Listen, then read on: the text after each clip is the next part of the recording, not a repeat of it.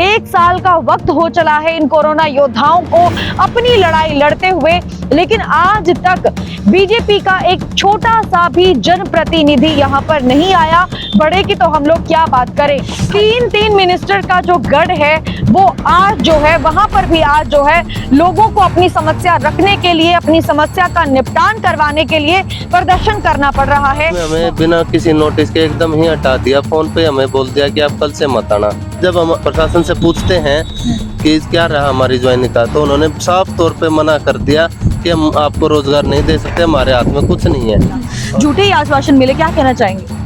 प्रशासन अपना सोया हुआ है। मैम आज 7 दिन हो गए हमें आमरण अनशन पे बैठे। हम 3 लोग बैठे थे, 2 हम यहाँ बैठे, लेकिन तीसरी बहन जी उसकी तबीयत ज्यादा खराब है, इसलिए उसको हॉस्पिटल ले जाया गया जी। कितना अभी तक खर्चा आ चुका है आप लोगों का यहाँ पर बैठे हुए का? खर्चा तो हमारा 1 लाख प्लस आ चुका है। 1 लाख प्लस आ चुका है। जी। हॉस्पिटल में कितने पैसे लगा चुके हैं आप? हॉस्पिटल में भी काफी लग गए हैं, लेकिन तो अभी हमारे पास कोई हिसाब नहीं है। नमस्कार, संसार क्रांति देख रहे हैं आप। मैं हूं आपके साथ सौम्या माथुर। 2020 और 2021 का शायद वो समय आप सभी दर्शकों को याद होगा जिस समय हम लोग घर से निकलने के लिए डर रहे थे, एक दूसरे के साथ टच में आने से डर रहे थे, हाथ मिलाने से डर रहे थे, कहीं से फूड जो है परचेज करने से डर रहे थे। लेकिन उस समय में सरकार के द्वारा जो है कई कोविड हॉस्पिटल्स का इंतजाम किया गया ताकि कोई भी व्यक्ति जो है कोविड की वजह से मर ना सके, मृत्यु न हो सके। इसी बीच कई ऐसे लोगों को जो है हायर किया गया जो लोग आगे चलकर कोरोना योद्धा बने।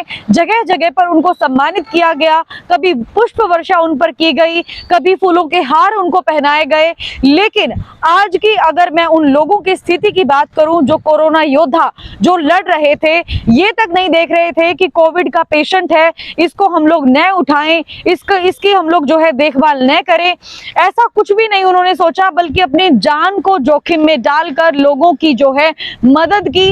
हमेशा लगे रहे कि साफ सफाई का पुख्ता इंतजामात करते रहे, हमेशा जो है एक दूसरे का ख्याल रखते रहे। लेकिन आज मैं उन लोगों की बात करूं तो आज वो लोग जो है 1 साल से आमरण अनशन पर बैठे हुए हैं।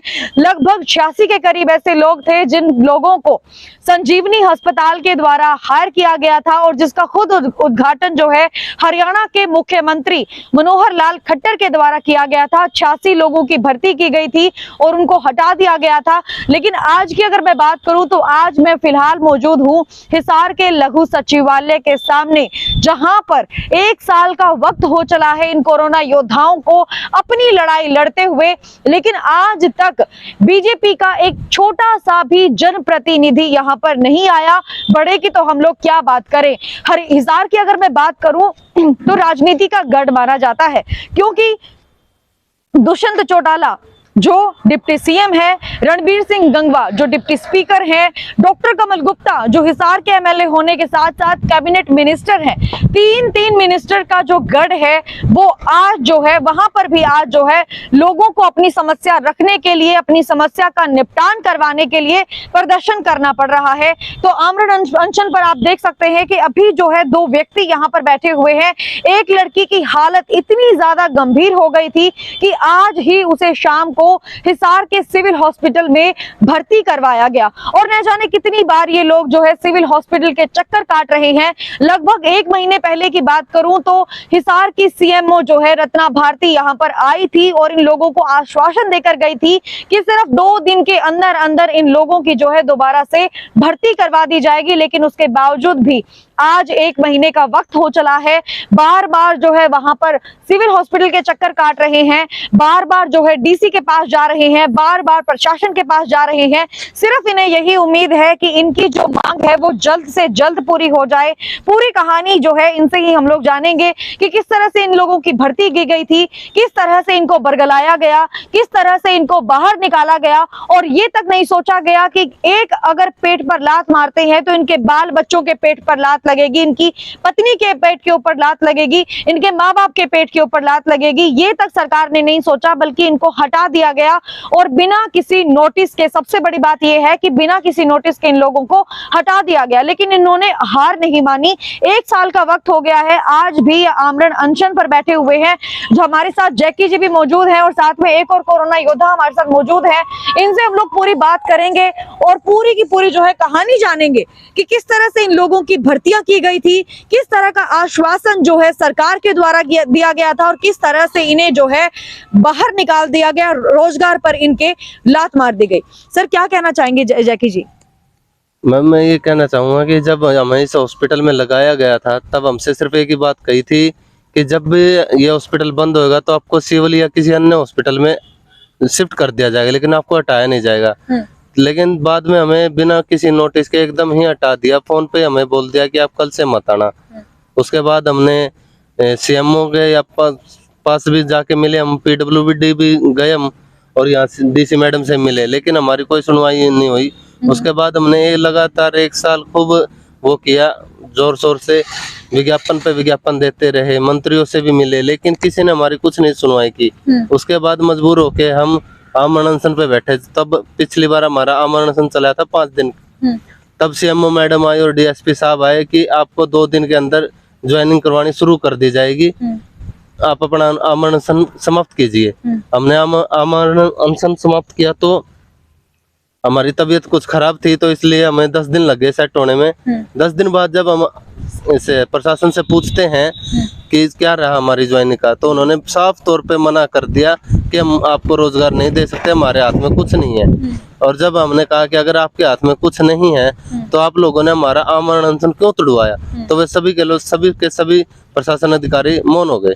जी, तो आप देख सकते हैं, मतलब आश्वासन ऐसा दिया गया कि इनको जो है कह दिया गया कि आप अपना आमरण अनशन आज के आज ही तोड़ दीजिए, आने वाले 2 दिन के अंदर आप लोगों की भर्ती कर दी जाएगी। लेकिन उसके बावजूद भी 1 महीने का वक्त हो गया है उस आश्वासन से लेकर अब तक का, लेकिन अभी तक इन लोगों को ज्वाइनिंग नहीं दी गई है और ये तक कहा जाता है कि हमारे हाथ में क्यों कुछ भी नहीं है।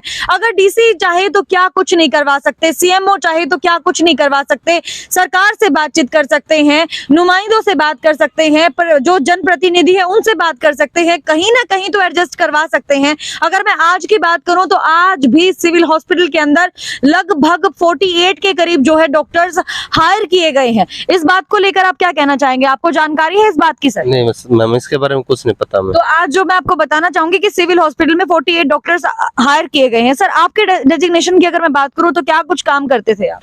हम आज स्वीपर थे। स्वीपर थे जी।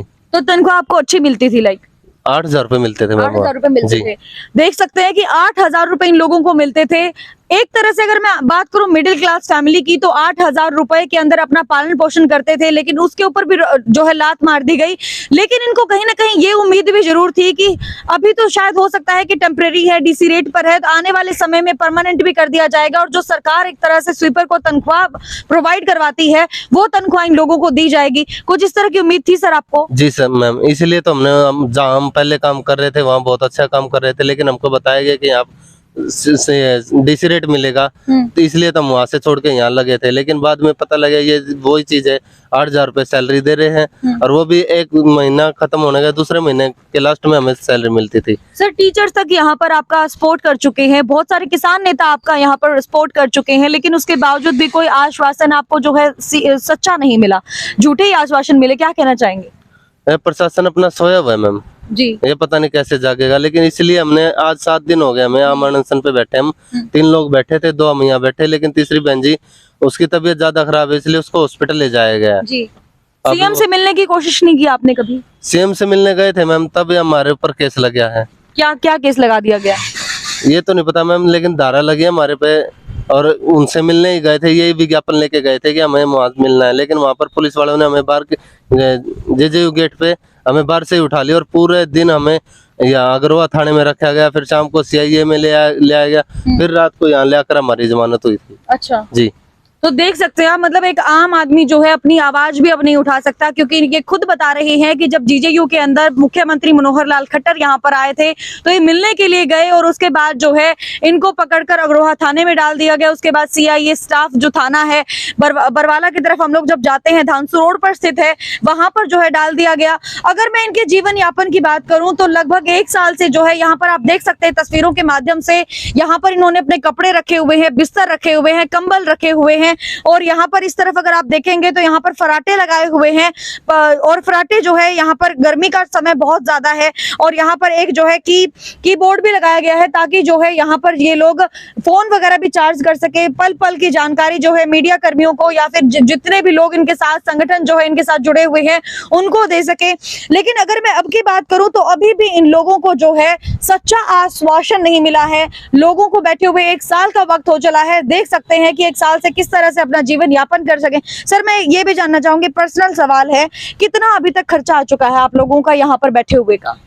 खर्चा तो हमारा 1 लाख प्लस आ चुका है अभी तक। 1 लाख प्लस आ चुका है। जी। हॉस्पिटल में कितने पैसे लगा चुके हैं आप? हॉस्पिटल में भी काफी लग गए मैम, लिखित में अभी हमारे पास कोई हिसाब नहीं है। लिखित में कोई भी नहीं है। सर परिवार वालों के क्या हाल है आपके? परिवार वाले ऐसे हैं मैम, मेरे 6 महीने की लड़की है एक छोटी सी और एक भी मेरी घरवाली होगी, मेरी मम्मी है। हालात तो बहुत खराब है क्योंकि मैं उसका अकेला बेटा कमाने वाला यहाँ पे बैठा है उस साधन से हम अनशन पे।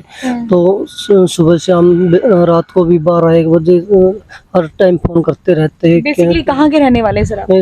मेरा गांव है उदयपुर और रहता हूँ मैं 7 साल से बरवाला में। बरवाला में रह रहे हैं आप? जी। कितने कितने लोग हैं, कहाँ कहाँ से हैं सर, जो सारे के सारे मतलब एक तरह से आमरण अनशन पर बैठे हुए हैं? आमरण से जो लड़की है मोनिका बहन, ये है खरड़ अलीपुर से और ये भाई है जो जैकी, ये हमारे हिसार से ही है। जी।